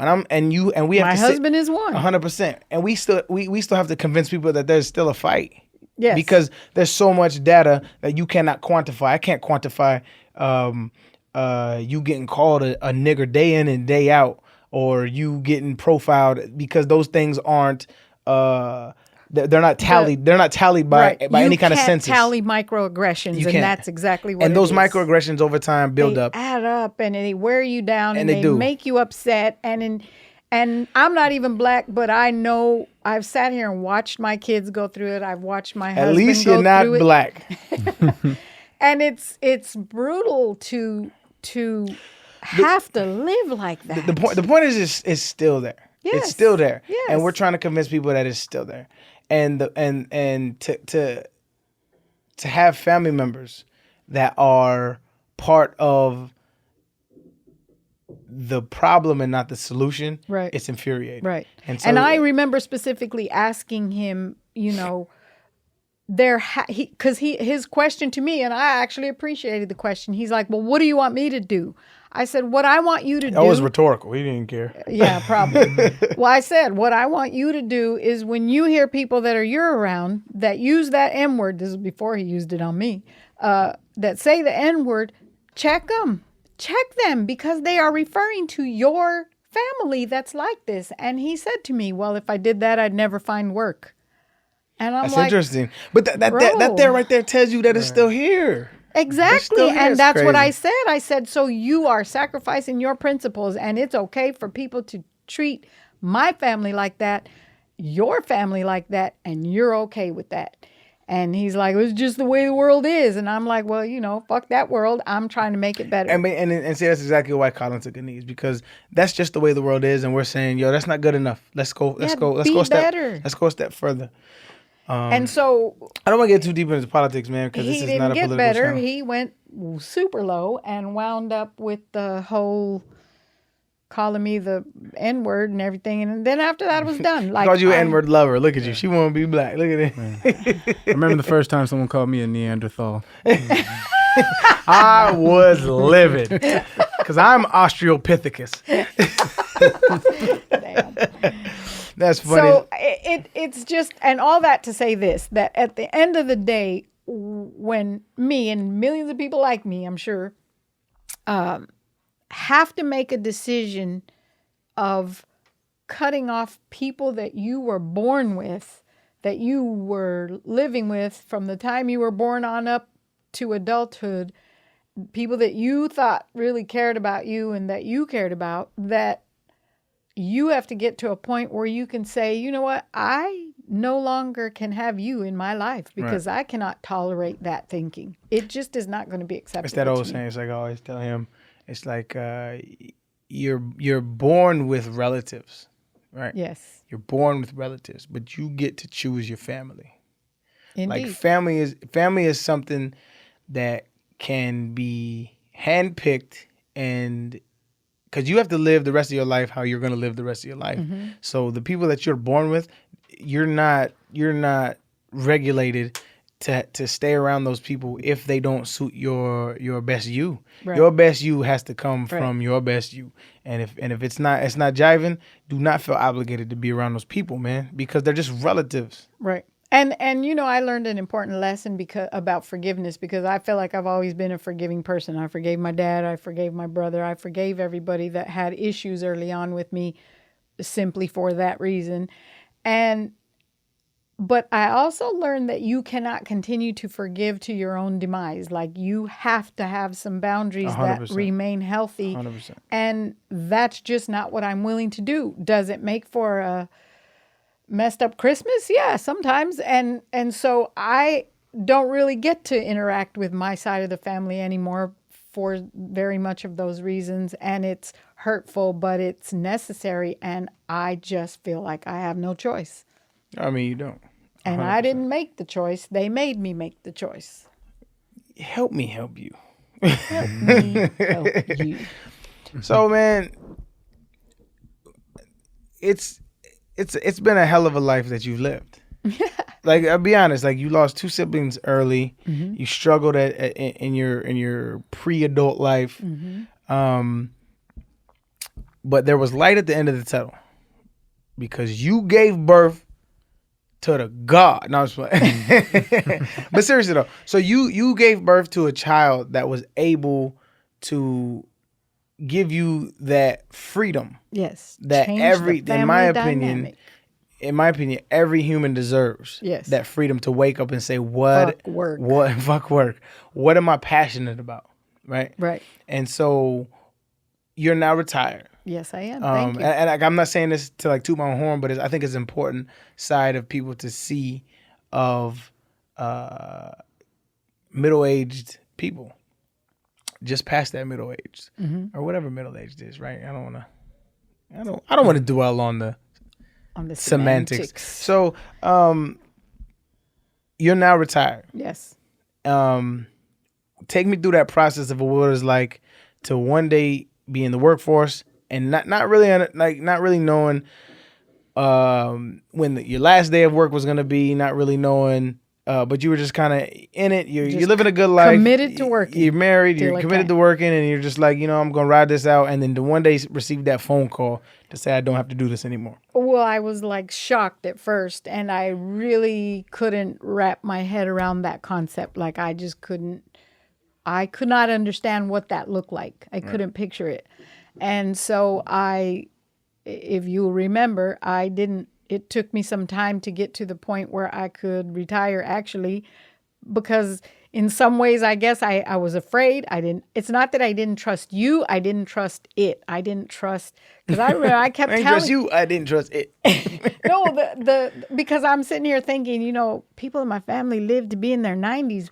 What if I live that long? Am I going to have to go get a job? Or are you still going to, you got me or what? And I didn't know how to tactfully ask that question. But it was an important question for me to know, because I had to know what this means. What it entailed. And telling me was not the same as fully understanding it and grasping what that means. And so it took me about 8 months to get myself to the place where I could just walk to the edge and dive off. I'm going to say, fuck it. Yep. I mean, I wanted to. Who's coming with me? Oh, my bad. Got a goldfish in a bag. I wanted to, like, in my heart of hearts, like, it was a fluttery, happy feeling of like, oh my God, do you understand what that means? I don't have to go to work anymore. But then there was always that overriding fear, and practicality, but what if? What if? And so I just had to throw caution to the wind and say, okay, I'm going to do it. Here it is. Yeah. And off I went. And I love it. Yeah. So what has that journey been like thus far, as far as like, what have you figured out about yourself in the free time that you have had that you may not have figured out if you were on the job? I am super comfortable being by myself. Right. There's days when I don't speak to another human being for like 3 or 4 days other than my husband. And sometimes I don't leave the house for 2 or 3 days, and I'm not at all uncomfortable with that. And then sometimes I get out and I gallivanture all over the place, and I enjoy that freedom. And traveling, I like to come see my grandkids whenever I can, and just not having to work. I've had jobs where when Sunday afternoon came and the dread of going to work on Monday was just like almost crippling, like psychologically crippling, just depression starts to set in. And I feel bad for people that do, because a lot of people do that. 100%. And when I drive my husband to work, because he's still working, and I notice now the people on the freeway with me, how unhappy people look. Mm-hmm. And I feel really bad because I want everyone to experience what this feels like, because it's marvelous. It's interesting, man, because I'm really into physics now. Mm-hmm. I'm really into the natural world and trying to understand where we live in and what are we doing here. Mm-hmm. And there's something called probability that just is, and there's a bell curve that happens in life. Mm-hmm. And like they've used it in school. There's going to be a small amount of people with A's, a small amount of people with F's, and there's going to be a lot of C's, some mm-hmm. B's, some D's, but more C's. Right. And that's just the life that we live. Right. As we understand the physics of the natural world around us, we're all made up of the same chemicals, the same biology, and sometimes the cards fall where they are. Sure. So I stopped feeling bad about where people are, because somebody has to be there. It's going to disrupt the bell curve if it's not the case. If everybody was on the good side of the spectrum, well, it would be an imbalance in life. Right. And I don't think it can be. I don't think guilty. It can be. I understand your feeling of feeling guilty. Like I do. But well, for me it was because I have a lot of friends that are single moms, and they worked every bit as hard as I did, and they did very many of the same things that I did. And so originally when I was first retired, I really struggled with that. Well, why do I get to do this? Like, I couldn't even really enjoy it at first because I wasn't allowing myself to, because I felt bad that why am I getting this magnificent gift that other people don't get to have? I didn't do anything any more special than anyone else. And so I struggled with that, but you have to give yourself over to the fact that it just is what it is. And I literally tried to give my retirement away sometimes because I didn't feel you do that? comfortable giving it. I retire you. I was like, can we switch? How does this work? I did. I tried that. Your uncles, before the split happened, I was trying to help them out as much as I could because I felt bad. Like, they're struggling. Why am I able to be okay? But your brother always tells me this, and it's kind of a diss, but it's actually kind of true. He tells me he'll be riding in the car with me, and he'll be like, Mom, you know that you really outkicked your coverage. Outkicked the coverage. What a dick he is. No, I don't take offense to it, but I think it's kind of funny, but it is kind of true. Like, because of the path I chose, there's no way anyone could have known it was going to turn out like this. There's just no way. Of course. So I did. And it happens sometimes. You get to run one back. You get to run one back. You get to run back and you're running it back. And I think that's the beauty of life, man. So now that you're in the end zone, what's the dance? I'm still working on that. Analogy. I'm still working on that. Great analogy. I actually am. Is there anything like, what's the bucket list? Like, because like you're 58 is young. Like, it's not old. Like, people like you have to think of things in context. Like, if you was pushing 70, late 70s. Well, I talk to people in their 80s and they say, "Oh, you're still young." I'm telling you, like 58 is young. Like I have to convince people that 30 is young. They're like, I retired at 30. It was like, oh, that old, he's washed up football player. And I'm like, yo, I'm still a kid. I don't even know the fuck I am yet. Like, I'm trying. Right. It's part of the reason why I'm doing the podcast, trying to figure out who I am. Like, I'm young, man. Like, I'm what a fun venture. Now what? Yeah, now what? Now That's the name of the podcast. Is now what? It's not all like it's hard to explain to people freedom. Yes. It's hard because you are conditioned to be confined. You're confined in your space, you're confined in your job, in your education. So what's your you, man? Like, what is your you? What is because like, when you told me when you were younger, like you wanted to be a mother. Like, that was your dream. It was like when I was dreaming about being an NFL football player. Crazy, far-fetched, wild. I can't believe I even had those fucking thoughts as a 7-year-old. Right. But like when you were young, you were like, I want to be a mother, and you did that. It is very well. Like, Thanks. very well. You were a great you. mother. Like, I couldn't have ask. 3 great kids. Great kids, and I couldn't have asked for a better mother. I really couldn't have. Thanks. But now as you grow and you understand that we're all on our own, the birds have left the nest. I'm traveling. Duel's traveling, my brother. Christina's traveling, my brother. Like, your nest is your own now. Like, what is Mama Bird? I am unabashedly sometimes lazy, and I don't have a problem with it. And so I do a lot of that. Now I'm waiting for my husband to retire because I really want to travel. And I'm trying to get you to Greece. Her favorite, like, Greece. yes, Pull up those Greece. Santorini. Those white buildings against the Ross, blue. What? Rick Ross made an amazing song called Santorini, Greece, and it sounds amazing. Have you heard it yet? I have not. Man, we'll put it in post production, and we'll have a plan during this time right here. Look at that! How do you not want to go? It's beautiful. And I love the food. This is my mother's bucket list place. Bucket list. Santorini, Greece. Yes. Where the walls are white And the water is so blue. are the people. And at least they're not black. And at least they're not black. This is the underlying theme. You guys are awful people. They're not white. At least they're Now not we gonna black. get you there. Like, I can't wait for Furman Sizemore, the man you Dr. married. Furman Sizemore. Excuse me, I don't want disrespect. Dr. Furman Sizemore was the man you married. Yes. And I love this man to death, dude. He is one of the coolest cats ever, but he's also one of the smartest cats. So I want to give a little background on him because I'm gonna have him on my podcast one day because I think it's important for people and young people that look like me and look like him Yes. to see people like him Right. that aren't just entertainers, right? Right. So like I figured out I'm going back to school right now. I'm in math classes. I'm going back to school for physics, to show kids that you don't have to just be an entertainer, right? Because that's all we see and that's all we're kind of personified as. Right. He is a molecular geneticist. Yes. And he probably has more titles than that. Yeah.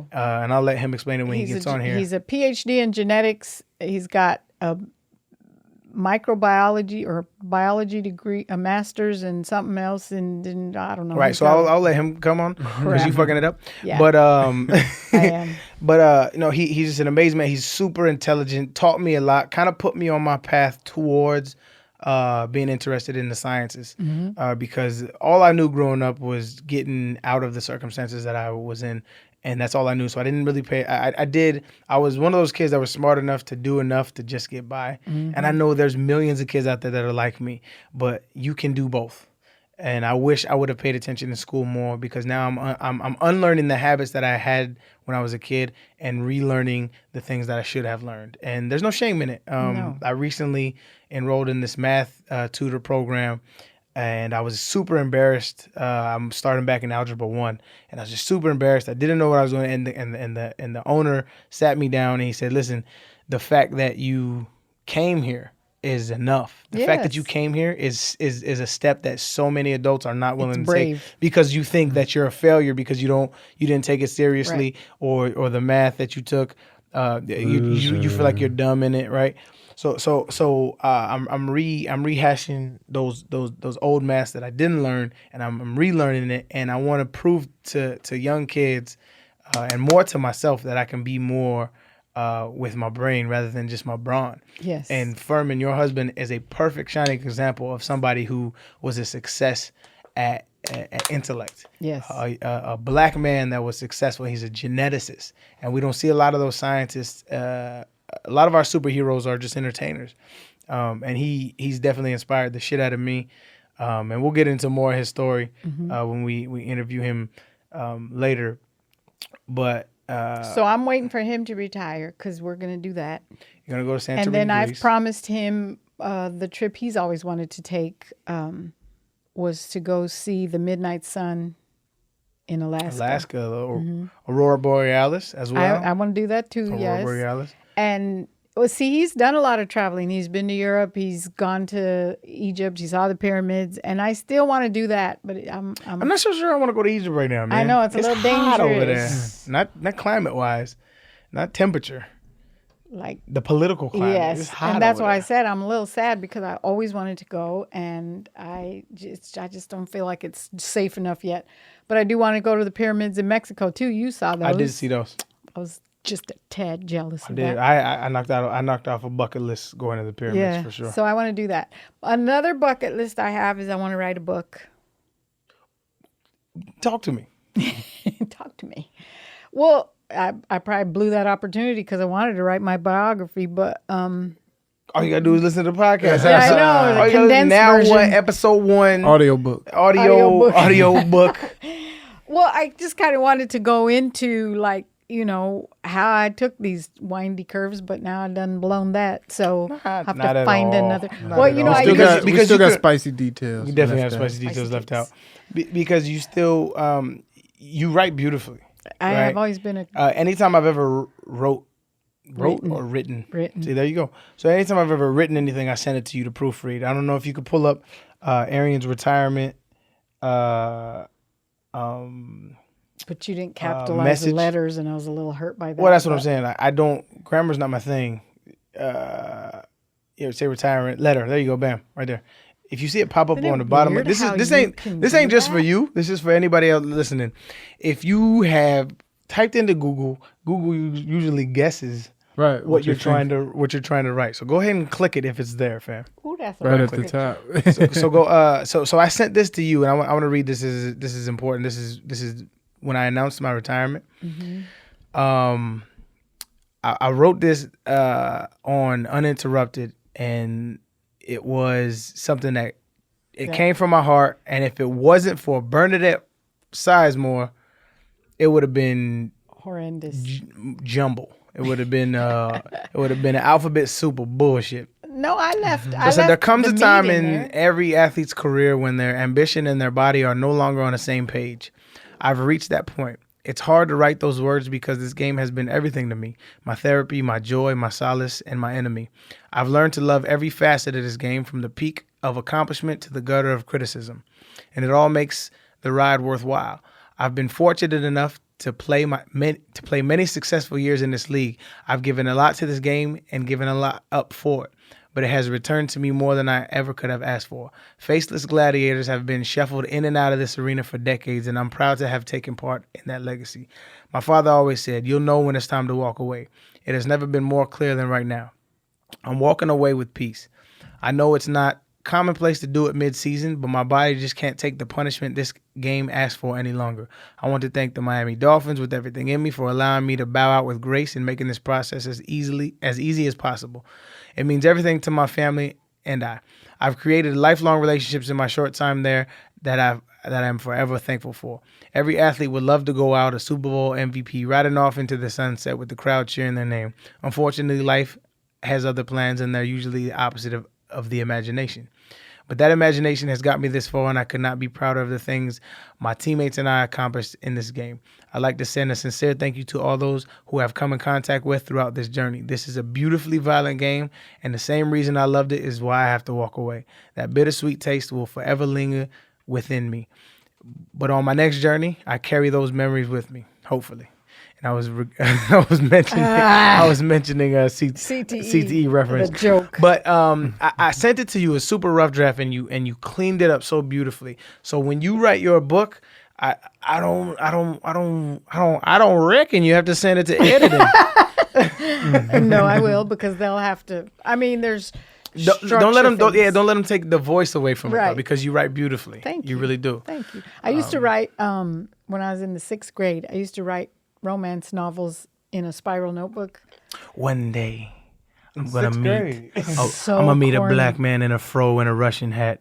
He's gonna be wearing a flower shirt, And he's gonna be very flamboyant. He's gonna be flamboyantly. Was that masculine. your 6th grade word or something? No. That was her word for the day. Like, you couldn't envision. Well, you could envision a career at 7. At that 7, I didn't envision. He was just out there milking cows, I man. envisioned dinner.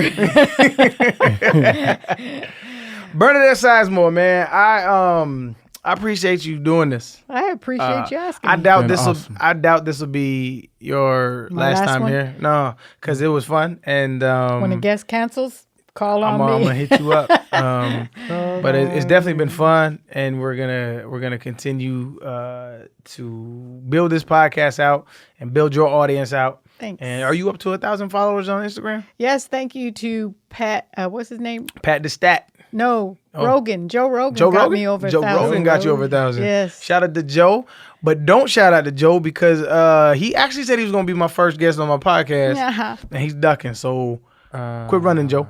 That's jokes, man. He's a good people. He's a busy man. Yeah, he's busy, man. He don't got time for little me, man. But it's all good. But the people are calling for it. People keep wanting you to do it, Joe I've Rogan. seen like 7 tweets, man. It's all good. We ain't worried about it. Joe's good, man. Keep doing you, family. No, we appreciate you coming on. Thank you. You can be a regular here. You can come anytime. You can barge in while I'm interviewing Obama. Oh, man, I would totally barge in. Yeah, I don't think Secret Service is allowed, but you are welcome in my eyes. You know what I mean? It's all good. Give me them passes that you put on your neck. My It's all credentials. good. No, we appreciate you. Thank you. We It appreciate was you fun. guys listening. And we are Right. going to end every episode like this. Okay. What? Jim Carrey is one of my favorite human beings walking the planet right now. And the world needs to have this conversation on record. And I need to speak with this man. I want to dig into his brain. I think he's brilliant. We don't agree on everything, and we don't disagree on everything. But it will be a beautiful conversation That'd be interesting. to me. I don't know if he's interested. He's like, I'm not here for you people. I'm here for me. For sure. But my reach and our reach at the Now What podcast is not that big yet. But I'm gonna put the pressure on. So every guest is gonna have to. We're gonna end every podcast with this. Oh, my goodness. Please look into that camera right there and try to coerce Mr. Carey. Or big. Don't beg, just coerce. Come on. Man. Try to get him to come on this podcast to enlighten the world really and help me out with my life. Go ahead. Okay. Mr. Carey, I am asking you to take time out of your busy schedule to come spend some time with this young man here who will pick your brain in ways that no one else has. You should give it a try. We love you, Jim. That's my guy. That's my guy. Well, that's it right now for the Now What podcast with Bernadette Sizemore, my mother. Please, you can follow her at my Sizemore on Instagram or Twitter. And if you have a Facebook, delete the podcast right now. No, we appreciate you coming through, Bernadette. Thank you. Appreciate it. Much love, as always. Your favorite kid. Whatever. Oh, they gonna hate that. You're my favorite mom, though. As it should be. As you should be. All right, man. Much love, man. I appreciate you guys tuning in. Y'all take care.